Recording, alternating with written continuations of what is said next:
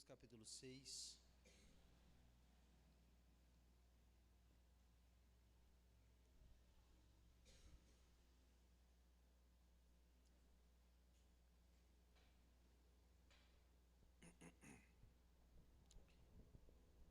Versículo 24.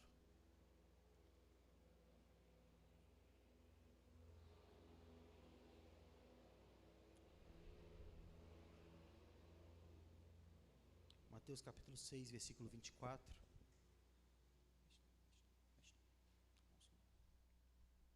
Mateus 6, 24 diz assim a palavra de Deus: Ninguém pode servir, está baixo o retorno aqui. Ninguém pode servir a dois senhores, porque ou odiará um, ou amará o outro. Baixou aqui na frente, estou ouvindo nada. Sem retorno. Aí. Ninguém pode servir a dois senhores, porque ou irá odiar um e amar o outro, ou irá se dedicar a um e desprezar o outro. Vocês não podem servir a Deus e às riquezas. Feche os olhos, vamos orar.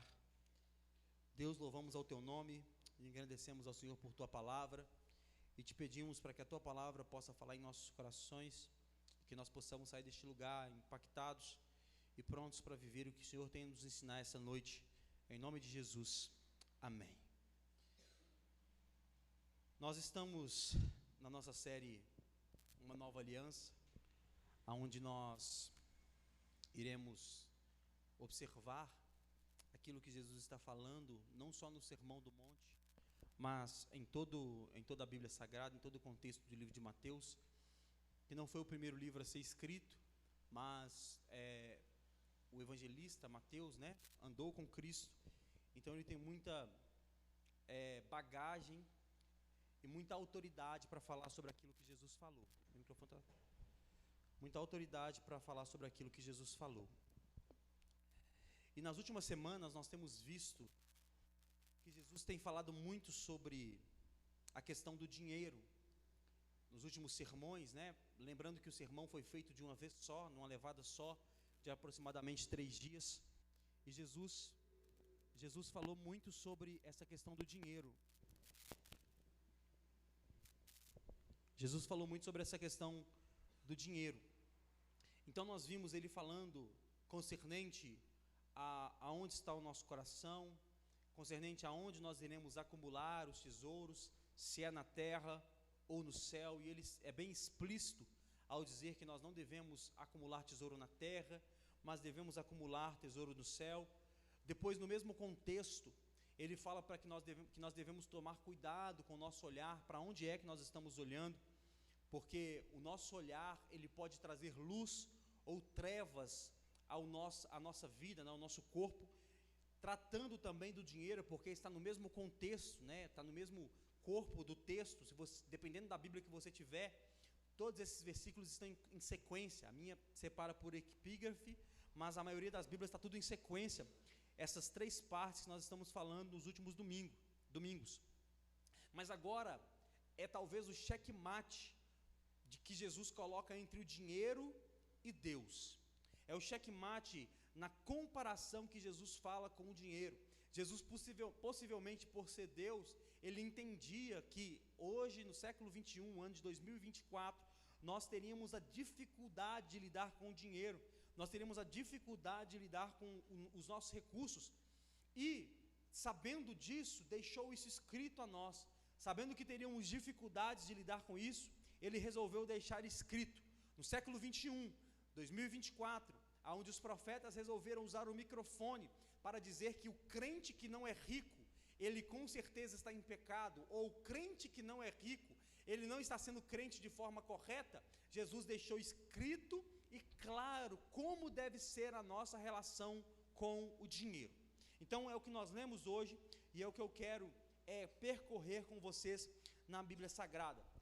E Jesus deixa claro que não tem como servirmos a Deus e servirmos a Mamon ao mesmo tempo. Não tem como dedicarmos a Deus e dedicarmos a Mamon no mesmo tempo. Mas antes de entendermos isso, nós precisamos entender o que significa a palavra mamon. O que significa essa palavra mamon? E essa palavra mamon significa exatamente dinheiro. A palavra mamon significa exatamente dinheiro. Tudo aquilo que tem preço, tudo aquilo que é posse do ser humano, tudo isso é atribuído a mamon. Então Jesus não usou uma analogia para falar sobre o dinheiro. Ele diz estritamente: ou você serve a Deus, ou você serve ao dinheiro. Então Jesus fez isso para tentar explicar como nós devemos lidar com o dinheiro. Ele faz isso, ele separa. Ele diz: ou você serve a Deus, ou você serve ao dinheiro, dizendo que nós não podemos servir aos dois ao mesmo tempo. E aqui eu tenho algumas considerações iniciais a fazer, antes de nós entrarmos basicamente no que nós devemos fazer com Mamon e o que devemos fazer em relação a Deus. E as considerações iniciais, a primeira é que ter muito dinheiro não significa automaticamente que a pessoa será escrava dele. Presta atenção. Ter muito dinheiro não significa automaticamente que a pessoa será escrava dele. Então Jesus não está dizendo que ter dinheiro é pecado. Jesus não está dizendo que ter bens é pecado. Mas ele está dizendo que você não pode servir ao dinheiro, que se você servir ao dinheiro, você não conseguirá servir a Deus. Outra coisa que nós temos que observar nessa consideração inicial, que também ter pouco dinheiro não significa também que você não será escravo dele. Porque as pessoas costumam ler isso aqui, e eu sou de uma geração um pouco mais antiga, né? Porque de 10 anos para cá mudou muita coisa, mas há 10 anos atrás esse versículo era usado apenas para os ricos, dizendo: você que é rico, está vendo? Você não pode ter dinheiro, porque você não vai conseguir adorar a Deus e o dinheiro. Mas ter dinheiro não significa adorar a Mamon. Assim também como não ter dinheiro não significa que você não está adorando a Mamon, porque tem muita gente que não tem dinheiro e ainda assim é um adorador de Mamon. Tem muita gente que não tem recursos, que tem uma vida dificultosa financeiramente e ainda assim adora Mamon. Por quê? Porque as suas esperanças estão mais em Mamon do que no próprio Deus. Então nós precisamos entender isso. Eu não estou dizendo que não se pode ter dinheiro. Eu estou dizendo que nós não podemos servir ao dinheiro, sermos escravo do dinheiro. E a única pessoa que Jesus chama de Senhor na Bíblia é o dinheiro. Jesus não chama Satanás de Senhor. Jesus não chama nem outro espírito. Quando ele vai expulsar o espírito lá do gadareno que estava preso no cemitério, ele não chama nenhum daqueles de senhores. Mas a única coisa que Jesus chama de Senhor na Bíblia é o dinheiro, porque o dinheiro tem um potencial de nos fazer escravos. O dinheiro tem potencial para nos fazer escravos. Então vamos lá. Eu quero compartilhar com vocês, dividido em duas partes. Primeiro, sinal de que estamos servindo a Mamon, e depois, sinal de que estamos usando ao dinheiro, né, o Mamon, que é dinheiro, usando o dinheiro para servir a Deus. Então a primeira coisa que é o sinal que estamos servindo a Mamon, quando supomos que o dinheiro pode resolver tudo. O primeiro sinal que você está adorando a Mamon, quando você supõe que o dinheiro pode resolver todas as coisas.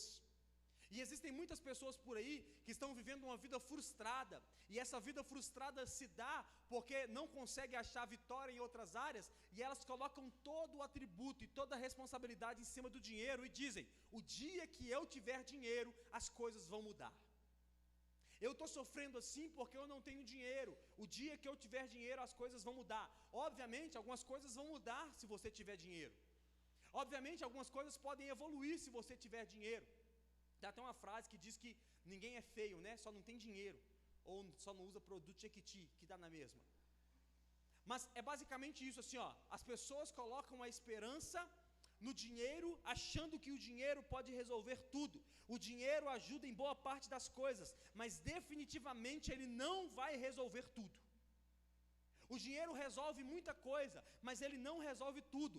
Então, portanto, se você está vivendo uma vida frustrada, pensando, o dia que eu tiver dinheiro, as coisas vão se resolver. Ah, se eu ganhar na Mega Sena. Ah, se eu acertar no Minascap. Ah, se eu acertar aquela fezinha que eu fiz no meu trabalho, as coisas vão mudar. Porque você está triste hoje, mas acha que o dinheiro vai resolver? Esquece, não vai resolver. Se você acha que você vai ganhar R$1 milhão amanhã e você vai ficar feliz do dia para a noite, o 1 milhão pode resolver momentâneo. Mas se você é triste no seu ser, se existe um vazio no seu ser, ele pode resolver no momento, mas daqui a pouco você está triste de novo e chorando de novo, porque você precisa de outra coisa para preencher o lugar que o dinheiro não preencheu. Então o dinheiro ele pode resolver momentâneo, alguém que tem um vazio, mas ele não é a solução para todas as coisas. A prova disso é você pegar os ganhadores da Mega Sena. Grande parte deles estão falidos novamente. Grande parte dos ganhadores da Mega Sena está falido. Por quê? Porque estavam tristes, estavam com problemas não resolvidos, família não resolvida, problemas fora não resolvidos, acharam que o dinheiro ia resolver e 3, 4 anos depois o dinheiro não resolveu, eles estão falidos.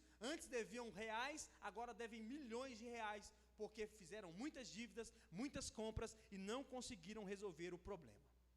Então, o dinheiro não é solução para tudo. Algumas coisas que o dinheiro não é solução. Dinheiro não é solução para doença. Ele pode te ajudar a ficar internado num Albert Einstein lá, por exemplo, e ter um tratamento VIP. Mas ele não é solução para doença. Steve Jobs, um dos homens mais criativos, talvez não o mais rico, porque era extremamente investidor, mas um dos mais criativos que pisou na Terra, esse cara morreu doente, sozinho e rico. Se você pegar uma das últimas fotos dele, é ele com o cuidador dele, pegando ele com a muletinha, descendo de um carro, porque só tinha um cuidador perto. Os filhos não estavam perto mais, os amigos não estavam perto mais, porque era um cara insuportável de lidar, dizem as pessoas que lidavam com ele, e os filmes também que retratam a vida dele, mas o dinheiro não resolveu a doença dele. O dinheiro não resolveu o problema que ele tinha com doença. Por quê? Porque o dinheiro ele pode te dar talvez um tratamento mais confortável, mas ele não pode resolver totalmente a doença. O dinheiro não pode resolver o abandono, por exemplo. A pessoa que foi abandonada, e aí ela acha que não resolver o problema de outras formas, e o dinheiro vai resolver, não resolve. Vai botar a responsabilidade em cima do dinheiro, mas não vai resolver algo que passou lá atrás e ela não resolveu no tempo. Então nós temos que ter essa percepção que o dinheiro não resolve todas as coisas. Então, se você viver escravo do dinheiro, achando que ele resolve tudo, o dia que eu tiver dinheiro vai mudar, o dia que eu conseguir alcançar o carro dos meus sonhos vai mudar. É o exemplo que eu sempre dou das pessoas que têm dinheiro e vivem trocando de casa, e vivem trocando de carro, e vivem trocando de status. Por quê? Porque querem fazer com que o dinheiro preencha um vazio que está nelas, mas o dinheiro não tem capacidade de preencher isso, porque ele não consegue resolver tudo. Ele não consegue resolver tudo. A outra coisa que é um sinal que estamos servindo a Mamon é quando fazemos do dinheiro o fim e não o meio. Quando nós fazemos do dinheiro o fim de todas as coisas e não o meio de todas as coisas. Nós devemos ter essa percepção e esse entendimento de que o dinheiro não é o fim de nada. O dinheiro é o meio para que nós possamos conseguir algumas coisas, mas ele não é o fim de nada. Quando nós colocamos o dinheiro como um fim, nós temos ele como um todo. Quando você coloca o dinheiro como o fim das coisas e você acha que o dinheiro vai resolver todas elas, você coloca ele como um todo, como a completude da sua vida. Então o dinheiro não pode ser o fim, ele tem que ser o meio. O meio para que você se adapte à sua vida, o meio para que você resolva alguns problemas, talvez financeiros, mas ele não pode ser o fim. Eu ouvia um palestrante há um tempo atrás, e ele dizia o seguinte, ele dizia assim, ó, se você quer saber se você está vivendo da forma correta, é só você imaginar que 10 milhões caem em sua conta hoje. Imagine que 10 milhões caem em sua conta hoje por um milagre de Deus. Depois que os 10 milhões caem em sua conta, o que você mudaria na sua vida? Se você disser que você mudaria a sua vida por completo, você está vivendo de forma errada. Porque o dinheiro não é o fim, ele é o meio. Se cair 10 milhões na sua conta hoje, ele só tem que potencializar aquilo que você está vivendo. Se cair 10 milhões na sua conta hoje, ele só tem que potencializar aquilo que você está trabalhando, aquilo que você já está fazendo. Se você disser, se cair 10 milhões na minha conta hoje, amanhã eu quero mudar de vida completamente, eu vou largar minha mulher, vou deixar os filhos para o lado, vou dar pensão para eles, vou sumir no mundo, vou mudar a minha vida total, você está vivendo de forma errada. Se amanhã cair 10 milhões na minha conta, eu vou afastar de todo mundo que está ao meu lado, não quero mais viver com ninguém que está perto de mim, meus amigos vão todos embora, não quero saber mais de igreja, não quero saber mais de nada, deixa só cair o dinheiro que eu estou indo embora para casa. É a conversa de duas pessoas na lotérica, e aí dois senhores conversando na lotérica e dizendo, que o senhor na lotérica já viu, né? Fazem vários planos com dinheiro que nem caiu na conta ainda. E aí eles dizendo, se eu acertar essa fezinha aqui, amanhã eu largo essa mulher minha para trás e vou caçar outra mulher mais nova para mim. Porque acham que o dinheiro é o fim, mas o dinheiro não pode ser o fim. Se você está vivendo de uma forma em que se cair um dinheiro na sua conta amanhã e você vai transformar a sua vida por completo, mudar toda a sua rota, você está vivendo de forma errada. Se cair 10 milhões na minha conta amanhã, eu só posso potencializar aquilo que eu já estou fazendo. Eu só posso dar um luxo, um conforto para minha família melhor. Eu só posso conseguir fazer viagem, ao invés de ir para Brumadinho, eu ir para Paris. Amém? Aí, tá vendo? Eu só posso potencializar isso. Mas eu não posso trocar a minha vida, falar com a minha mulher que eu estou largando ela porque eu consegui outra mulher para apresentar para outras pessoas. Não. Por quê? Porque o dinheiro só pode potencializar aquilo que eu estou vivendo. Terceira coisa, quando damos ao dinheiro a honra que deveríamos dar apenas para Deus. Sinal que você está servindo a Mamon é quando você dá a honra ao dinheiro que você deveria dar apenas para Deus. O dinheiro não deve ser honrado, mas ele deve ser usado para darmos honra ao Senhor. O dinheiro não deve ser cultuado, o dinheiro não deve ser honrado. Provérbios capítulo 3, versículo 8, se eu não me engano, a Bíblia diz que honre ao Senhor com as suas primícias, honre ao Senhor com aquilo que você tem, honre ao Senhor com os seus recursos. O dinheiro não deve ser honrado, o dinheiro não deve ser cultuado pelo Filho de Deus. O dinheiro é só um meio, o dinheiro não é o fim. O dinheiro não deve ser cultuado por nós. Nós não devemos dormir e acordar pensando em cultuar e a honrar o dinheiro. Se o dinheiro for idolatrado por nós, com certeza nós nos tornaremos avarentos. Se o dinheiro for idolatrado por você, você com certeza se tornará um avarento. Por quê? Porque você vai acumular, e daqui a pouco você não consegue compartilhar nada, porque você só quer acumular e ver a sua conta crescendo. E aí nós voltamos naquilo que Jesus falou, que o seu tesouro não pode estar na terra, porque aqui os ladrões roubam e aqui a traça corrói. Thales Roberto tem uma música que fala sobre isso, né? E se o dinheiro muda, o plano muda e você fica pobre, e aí?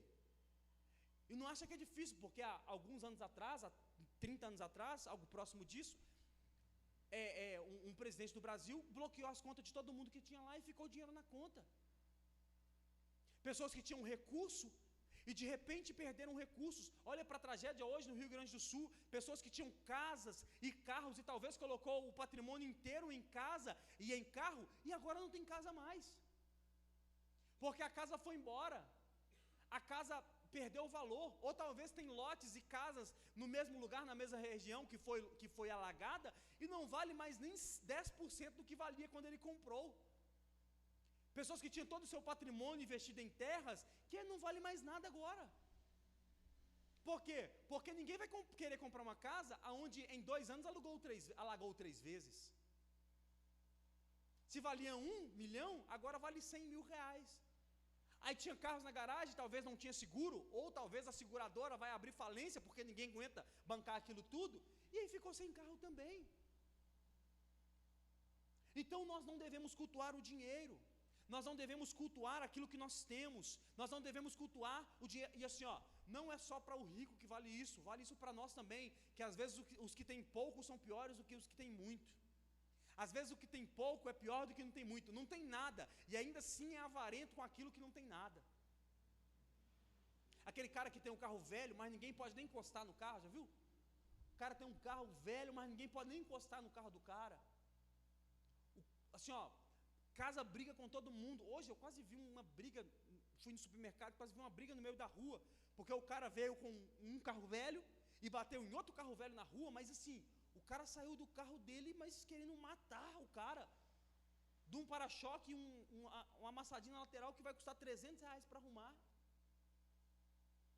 E brigas e brigas e brigas por causa de coisas mínimas, por causa de uma idolatria a um bem, a um carro, que é só ir no lanterneiro e arrumar. Ah, mas não vai ser original mais, é lata, irmão. Ah, mas se não resolver, é lata. As pessoas perdem a vida por causa de lata. As pessoas perdem a vida por causa de reais, por causa de centavos, porque cultuam ao dinheiro. Não tem muito, mas o pouco que tem eles cultuam. Não tem muito, mas o pouco que tem cultuam. Então nós não devemos servir ao mamon, nós não devemos servir ao dinheiro, nós devemos servir ao nosso Deus. Você está comigo, irmão? E agora vamos passar para os sinais de que estamos usando o dinheiro para servir ao nosso Senhor. O primeiro sinal de que estamos usando o dinheiro para servir ao Senhor é quando o nosso coração está em Deus e não nas riquezas. E aqui eu repito, não é que você não pode ser rico, você pode ser rico sim, e eu te aconselho a trabalhar para que você tenha recurso suficiente. Mas o seu coração não pode estar nas riquezas e sim em Deus. E eu vou dar um exemplo para você, o jovem rico. Quando o jovem rico chega perto de Jesus, e o jovem rico diz: o que eu faço para te seguir? Jesus pergunta: você já cumpre os mandamentos? Cumpro. E o que Jesus diz para ele? Vá lá, vende o que tem e depois vem e me segue. O jovem rico se entristeceu e foi embora. Mas preste atenção, a gente pode usar isso e dizer: está vendo? Não pode ter riqueza. Mas Jesus não mandava todo mundo vender aquilo que tinha. Jesus mandou o jovem rico vender aquilo que tinha. Por exemplo, José de Arimateia, que era um discípulo de Jesus, era extremamente rico e foi o cara que pegou Jesus depois de morto e colocou no túmulo dele. E ter túmulo naquela época era algo caro. Que se dependesse dos discípulos de Jesus, que era tudo mais ou menos quebrado, Jesus tinha sido enterrado debaixo da terra, porque era a forma que os pobres eram enterrados. Mas um discípulo rico de Jesus o vestiu de linho finíssimo e o colocou em sepulcro. Então Jesus tinha discípulos ricos. A Bíblia diz que as mulheres serviam a Jesus com suas fazendas. Então Jesus tinha discípulo rico, mas o jovem rico, quando chega em Jesus, ele diz: você vai ter que vender e voltar e me seguir. O jovem rico sai triste. Não é porque ele tinha dinheiro que Jesus mandou ele ir lá e voltar, é porque o coração dele estava no lugar errado. Não é porque ele tinha dinheiro que Jesus mandou ele vender, porque se fosse por causa do dinheiro, José de Arimateia também teria que ter vendido. As mulheres também teriam que ter vendido e viver como franciscanos atrás de Jesus, dependendo da comida do outro, dependendo do abrigo do outro. Jesus só mandou o jovem vender aquilo que ele tinha, porque o coração do jovem estava nas riquezas, e elas eram perigosas para ele. O coração do jovem estava no lugar errado, o coração dele não estava em Jesus. O dinheiro deve ser apenas uma ferramenta. O dinheiro deve ser apenas uma ferramenta. Então, quando Jesus manda o jovem rico vender, ele diz: você, se continuar com o que você tem, esse dinheiro acabará com você. Vende e me segue. Vende tudo. Você quer me seguir? Quero. Vende e me segue, porque o seu dinheiro vai falar mais alto do que eu. Já viu aquele novo membro rico que chega na igreja e quer mandar na igreja? É basicamente isso.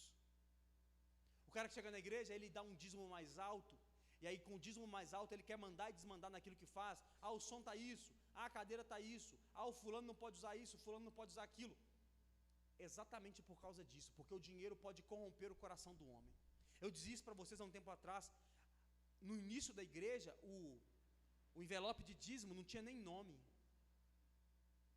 Eu coloquei nome porque o pessoal começou a me pedir nome para colocar o nome lá, para ter registro lá, né, dos negócios. Mas não tinha nem nome. E por que não tinha nome?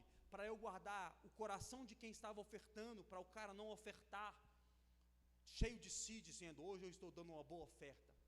Para eu guardar o meu coração, porque quando o cara ofertasse e dizimasse aqui na frente, com o nomezinho dele, eu pudesse olhar para ele com outros olhos, dizendo: fulano oferta muito, hein? E para que eu confiasse plenamente em Deus, e o dia que faltasse dinheiro, eu não ligasse para o irmão, eu fosse orar e pedir a Deus a provisão. Porque a pior coisa que tem é um pastor estar nas mãos de uma pessoa que quer que ele esteja nas mãos dele. Aí chega o cara com um dízimo de 5, 10 mil reais, e aí o mês que ele não devolve, a igreja cheia de conta, ao invés de eu orar, pedir a Deus a provisão, eu vou ligar para o irmão: irmão, como é que você está? Tudo bem? Então, como é que tá as coisas aí? E o Pix, nada ainda? Por quê? Porque o meu coração estaria no dinheiro, o coração do irmão estaria no dinheiro, e eu estaria na mão do irmão. Então é uma forma que eu tenho de me aliviar. E aí o meu sonho é chegar a um apóstolo e um milionário aqui na igreja, e eu dizer: glória a Deus, vamos servir ao Senhor? Vamos, o banheiro te espera. Porque o coração do homem de Deus, o coração da mulher de Deus não deve estar no dinheiro. Se o nosso coração estiver no dinheiro, nós estaremos com problemas. Nós estaremos com problemas. Não são apenas as pessoas que têm dinheiro também que têm o coração nas riquezas. Os pobres também têm o coração na riqueza. Isso é um problema. Porque quando o cara tem dinheiro, é uma coisa ele ter o dinheiro, né, o coração na riqueza. O problema é quando ele não tem o dinheiro. E aí ainda assim ele tem o coração na riqueza. Por quê? Porque ele se torna alguém mesquinho. Não há nada pior do que um pobre avarento. Não há nada pior do que um pobre avarento. Segunda coisa que podemos entender quando usamos o dinheiro para servir a Deus: se estamos sendo generosos com as nossas contribuições. O segundo sinal que você está usando o dinheiro para servir a Deus é se você está sendo generoso com a sua contribuição. E aqui eu digo contribuição com a igreja do Senhor. E normalmente as pessoas que não são generosas, elas são cheias de desculpa. E aí as desculpas que eles dão: mas o dízimo na igreja era comida. Tá bom, traz uma cesta básica. Mas o cara que fala que o dízimo na igreja, na Bíblia era comida, não traz a cesta básica também não. O cara que dá muita desculpa, ele não dá nenhum fruto. Aí alguns dizem: eu não sei para onde é que o dinheiro está indo. Eu não sei, eu estou ofertando, eu estou dizimando, mas eu não sei para onde é que o dinheiro está indo. Assim, ó, se você está em uma igreja em que você não confia para onde o dinheiro está indo, e você acha que o pastor está roubando, você é cúmplice do seu pastor. Eu não dou porque ele está roubando, então você é cúmplice dele. Primeiro, você não dá, você não está de acordo com a palavra de Deus, você não oferta, você não está de acordo com a palavra de Deus, e se você der para um pastor que está roubando, você é cúmplice dele. Você é cúmplice daquilo que ele está fazendo. Portanto, você deve mudar de igreja ao invés de deixar de contribuir. Se você não confia naqueles que estão gerindo a igreja do Senhor, o que é que você está fazendo nessa igreja? Se você não confia para onde é que o seu dinheiro está indo, então o que é que você está fazendo na igreja? Se a igreja não é transparente com o seu dinheiro, com aquilo que você contribui, o que é que você está fazendo nessa igreja? Portanto, devemos ter essa atenção. Olha só, quem é bom de desculpa, não é bom de mais nada. Então, se você não contribui, dando desculpas para não contribuir, é só sinal que você está servindo a Mamon e não está servindo a Deus. Outra desculpa que eles dão: eu vou pegar a minha oferta e vou ajudar aqueles que precisam lá fora. Não dá para conciliar a colaboração com o reino de Deus e a colaboração com aqueles que estão precisando lá fora. Porque para um discípulo do Senhor, a régua que ele tem na casa de Deus, a régua são os dízimos. Eu não falo sobre obrigação de dízimo porque eu não creio que é obrigação, mas eu creio que é discipulado. Eu não creio que dizimar é obrigação, mas eu creio que é discipulado, ou seja, aquele que nasceu de novo, corre em suas veias o DNA de contribuir com aquilo que Jesus está fazendo na terra. Aquele que nasceu de novo, corre em suas veias o DNA de acreditar que Jesus salvou a sua vida e ele deve colaborar com aquilo que ele está fazendo na terra. Então, se você é generoso com os seus recursos na casa de Deus, você é um filho de Deus que está usando os recursos, está usando o dinheiro para servir a Deus. Ao contrário disso, você é um servo de Mamon. Se você não colabora com aquilo que Deus está fazendo na terra, eu sinto lhe dizer que você é um servo de Mamon. E o terceiro ponto é, quando Jesus é adorado em nossas finanças, sinal de que estamos usando o dinheiro para servir a Deus, é quando Jesus é adorado em nossas finanças. E aqui devemos fazer algumas perguntas. Com o meu dinheiro, quantas pessoas estão sendo transformadas? Quantas famílias estão sendo renovadas? Quantas crianças estão sendo alimentadas com aquilo que eu estou contribuindo? Se o seu dinheiro não contribui com aquilo que Jesus está fazendo, você está sendo um servo de Mamon. E aqui eu quero contar uma história curta de um homem de Deus do século XVIII, nasceu ali em 1700 alguma coisa, 1780 se eu não me engano, que se chama William Colgate, e você conhece o sobrenome dele, exatamente o da pasta de dente lá. E um cristão convertido ao Senhor começou a ofertar com os 10%. E aí de repente ele olhou para tudo que tinha e disse: não é compatível. Aumentou para 20%. Aí daqui a pouco ele olhou e disse: ainda não é compatível. Progressivamente aumentou para 30%. E ainda olhava para aquilo e dizia: está pouco, 50%. E algumas pessoas dizem, na história de William Colgate, que no final da sua vida, ele ofertava 90% de tudo aquilo que ele ganhava. Começou com 10, terminou com 90. Olhava para ele e dizia: tudo que eu tenho foi Deus que me deu, portanto eu devo honrá-lo com aquilo que eu tenho. Porque ele olhava para tudo que tinha e via a possibilidade de fazer pelo outro aquilo que Deus estava fazendo na vida dele. É só você olhar o legado. Mais de 300 anos de empresa e talvez ainda uma das pastas de dentes que ainda vendem mais no país, no mundo, né? Depois de 300 anos de um homem que começou com 10, terminou a vida com 90. Porque era progressivo em suas ofertas, era um progressivo em sua doação. E aqui fica a pergunta: nós estamos dispostos a servir a Jesus em qual nível quando se trata de nossas finanças? E eu deixo outra pergunta: se todos fossem generosos como você, aonde a obra de Deus estaria? Se todos fossem generosos como você é generoso, se todos ofertassem como você ofertasse, aonde a obra de Deus estaria? Aonde nós estaríamos? Fica essa pergunta ao seu coração. Portanto, o seu dinheiro deve adorar a Jesus. É 10, é 5, é 30, é 40, não sei, mas um discípulo de Jesus deve ter em seu coração que ele é um servo de Deus e, portanto, os recursos dele devem adorar ao nome do Senhor. Está comigo, irmão? Vamos para as aplicações práticas do que nós podemos entender com esse texto. E a primeira coisa que nós devemos entender e podemos entender que nós não devemos colocar a nossa esperança no dinheiro, porque em qualquer momento ele pode nos deixar na mão. Não coloque a sua esperança no dinheiro, porque em qualquer momento ele pode te deixar na mão. E com isso eu quero te dizer que nós podemos sim ter dinheiro, e isso não é errado, mas a nossa esperança não pode estar no dinheiro, mas sim no Deus que nos deu esse recurso.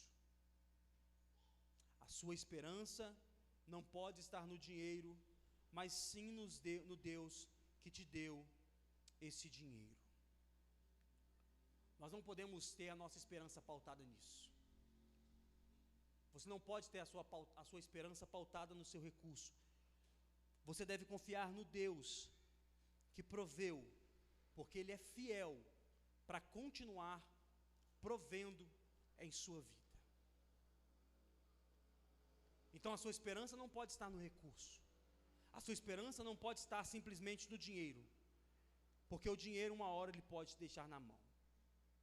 A segunda coisa é que nós não podemos confiar mais no provedor do que na provisão. Você não pode confiar mais no provedor do que na provisão.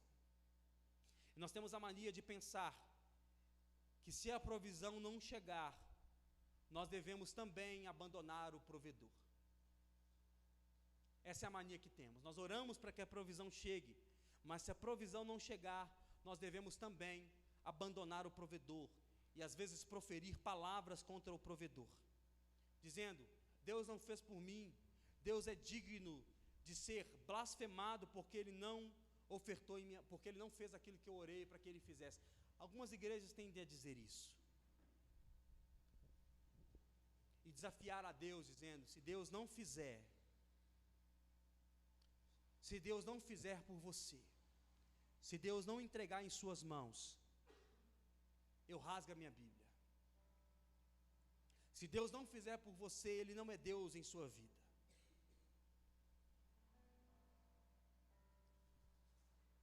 Que conversa é essa? Porque confiam mais na provisão do que no provedor. Confiam mais na provisão do que naquele que pode prover. E olha só, a palavra de Deus diz que Deus não é homem para que minta, nem filho do homem para que se arrependa. E baseado nisso, no que ele diz, nós podemos pegar a palavra do salmista, que diz que já fui jovem e hoje sou velho, mas nunca vi um justo desamparado e nem a sua descendência passar fome. Ou seja, o Deus que diz que não mente, diz que iria te prover, não naquilo que você precisa, mas naquilo que você necessita. Portanto, a sua esperança não deve estar naquilo que é palpável, mas no Deus que pode fazer todas as coisas, inclusive o nada. Então, às vezes nós estamos orando e pedindo a Deus para que possa fazer alguma coisa, mas Deus não faz nada. E é nesse momento em que devemos tirar os nossos olhos da provisão e olhar para o provedor. É o que o salmista diz lá no Salmo 90: olho para o monte, de onde vem o meu socorro. E nosso socorro às vezes não vai vir do recurso, e às vezes a conta vai atrasar, às vezes o recurso não vai chegar no momento correto, às vezes o boleto vai atrasar, mas o motivo do boleto atrasar não nos dá margem para que nós possamos blasfemar e praguejar o nosso Deus. O motivo da fatura atrasar não nos dá margem para praguejar o nome de Deus, dizendo que Ele não é capaz de prover em nossas vidas. É aprender a dormir num barulho, irmão. É aprender a dormir num barulho, assim, ó, você trabalhou, você se esforçou, você foi fiel a Deus, você orou, e às vezes o mês saiu fora do controle. É você aprender a dormir no barulho, para que você não possa blasfemar com o seu Deus, dizendo: Deus, eu trabalhei, o Senhor sabe que eu trabalhei, mas isso aqui saiu do meu controle. Eu dei o meu melhor, mas isso aqui saiu do meu controle. Eu não tenho de onde tirar, eu preciso da sua ajuda esse mês. Orar, esperar no provedor, e às vezes a provisão não vai chegar naquele dia. Durma no barulho, mas não pragueje e não blasfeme contra o seu Deus. Confie no Deus que disse que iria prover para você. No meu pentecostal tem essa frase, né, de que o deserto é a escola do cristão lá, o deserto é a escola do crente. Não há nada melhor do que um deserto para moldar um cristão.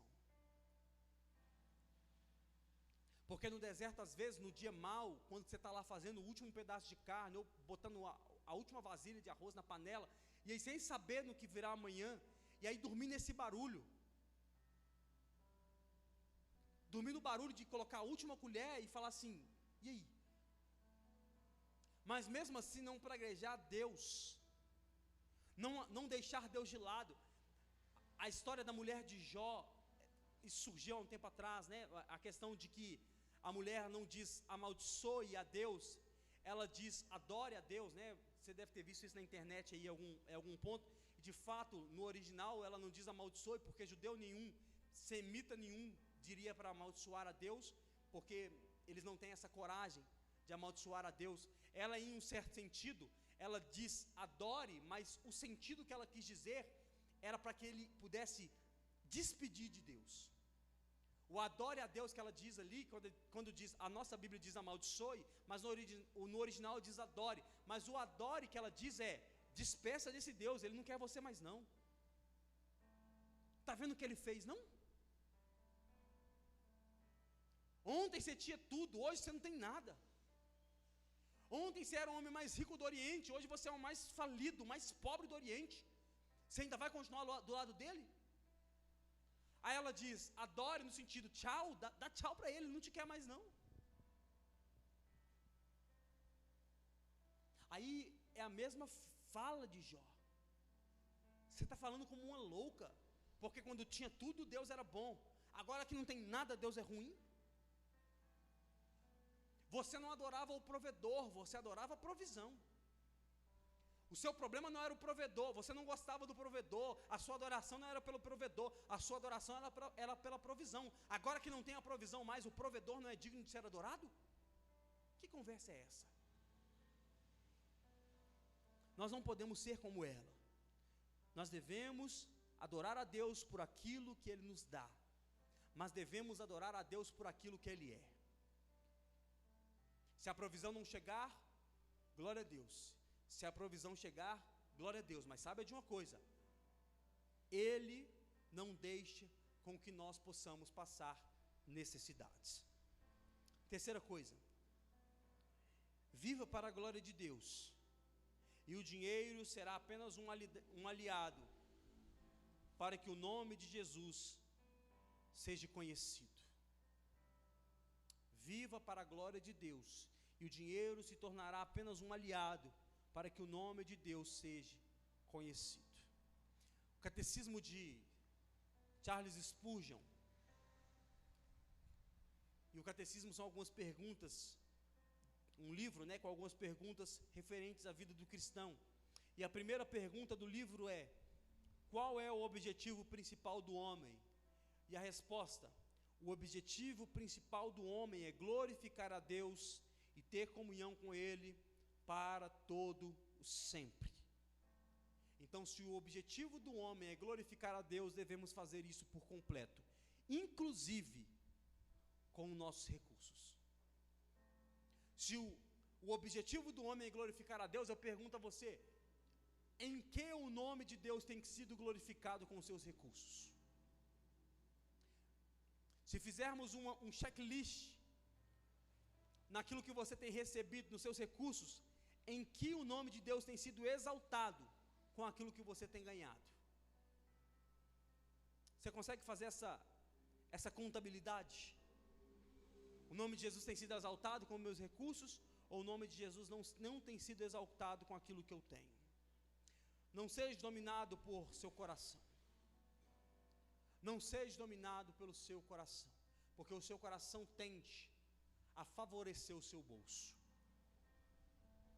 Não seja dominado pelos desejos carnais, porque ele tende a favorecer o seu bolso. O seu coração sempre tem uma calculadora dizendo: será que vale a pena você ser generoso nisso tudo? Será que vale a pena você tirar esse recurso do seu dinheiro? Você trabalhou o mês todo, você acordou 5 horas da manhã, você vai ser generoso com esse dinheiro mesmo? É você que está acordando 5 horas da manhã, é você que está trabalhando 12 horas por dia, e você vai tirar do seu dinheiro que você poderia ir curtir, comer no restaurante, para ser generoso na igreja? Não conte com seu coração conforme a generosidade, porque ele sempre vai olhar para o seu bolso. Ele sempre vai fazer você tirar uma calculadora e fazer a conta para ver se vai dar certo. Deixe com que o seu espírito fale mais alto, porque aí não haverá limites na sua generosidade. E é progressivo, irmão. O que Paulo fala lá em Coríntios capítulo 9: o mesmo Deus que dá o pão, Ele dá a semente, mas Ele multiplica a sementeira. O pão Ele vai te dar, não vai faltar. Assim, biblicamente eu te garanto que o pão não vai faltar, mas a única coisa que é multiplicada é a semente. Então você olha para alguns irmãos progressivos na vida por causa da semente, porque aí você diz: mas eu só tenho pão, é porque o pão não vai faltar. Mas a semente é progressiva. Quanto mais você planta, mais você colhe. Quer ter uma vida progressiva financeiramente? Quanto mais você planta, mais você colhe. É como o azeite da viúva que é virado lá, quando o profeta diz a mulher, a viúva, manda trazer só vasilha. O que você tem? Azeite, traz só vasilha. Mas o que mais que eu quero? Só preciso do azeite e da vasilha. Manda pegar o que tem na redondeza. Aí os filhos vão batendo de porta em porta, pega azeite, traz tudo para dentro de casa. E aí começa a virar uma medida de azeite. E vai virando sem fim. Até o ponto de que se acaba as vasilhas, mas ainda tem azeite. Até o ponto de que acabou a estrutura para suportar a provisão. A provisão foi tamanha que a estrutura acabou, mas a provisão não. E aí eu repito o que Malaquias fala lá em 3:10. Façam isso aí, tragam os dízimos e ofertas à causa do Senhor, e depois façam prova de mim, e vocês verão se eu não abrirei as janelas dos céus de maneira tal que vocês não podem suportar. Acaba a estrutura. Você diz, Deus, não dá mais, é insuportável, não tem mais o que fazer com isso. Mas a provisão não. Mas o seu coração ainda não pode estar na provisão, deve estar no provedor. Portanto, não sirva ao dinheiro, mas sirva ao Senhor, que é dono da sua vida e dono do seu dinheiro. Fique de pé no seu lugar.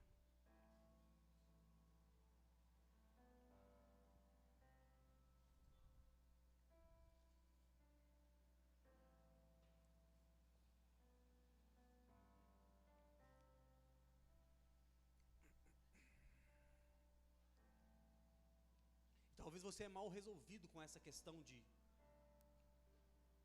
dinheiro. E eu sei que é difícil, eu também enfrento dificuldades. Eu tenho descoberto de um tempo para cá de que outros problemas na vida, por muitas das vezes, me fazem não descontar no dinheiro, que eu não compro nada, não gasto com nada. Mas fazem mais o dinheiro um inimigo do que um amigo. E é aquela, cai na conta, você tem que arrumar um lugar para ele, porque você não aguenta ver dinheiro na conta. É porque às vezes nós vemos ele de forma errada. Às vezes nós não usamos ele para glorificar o nome de Jesus. E aí eu dizia isso há um tempo atrás, sobre sermos sócios de Jesus naquilo que ele está fazendo. E aí, baseado nisso, alguns meses atrás eu tomei algumas decisões de ser fiel e sócio do Senhor Jesus em tudo aquilo que Ele estivesse fazendo. E portanto, tudo que cai na conta, na minha conta, na conta dos negócios, né, daquilo que eu estou fazendo, já imediatamente eu já faço a repartição daquilo que não é meu, assim, ó, já cai na conta, já para não contar com aquilo. Porque o coração sempre palpita dizendo, meu Deus. E isso custa, porque às vezes essa fidelidade a Deus inicial nos primeiros meses, ele custa, porque às vezes você paga um negócio, mas se você oferta em uma coisa, mas tinha que pagar outra, mas aquele coração dizendo, meu Deus do céu, esse dinheirinho aqui agora.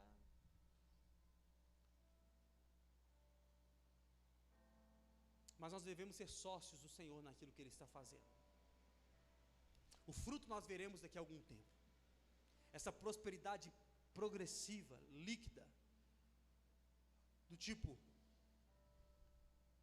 sabe, quando nós somos sócios do Senhor, nós temos acesso a um banco que não tem fim os seus recursos.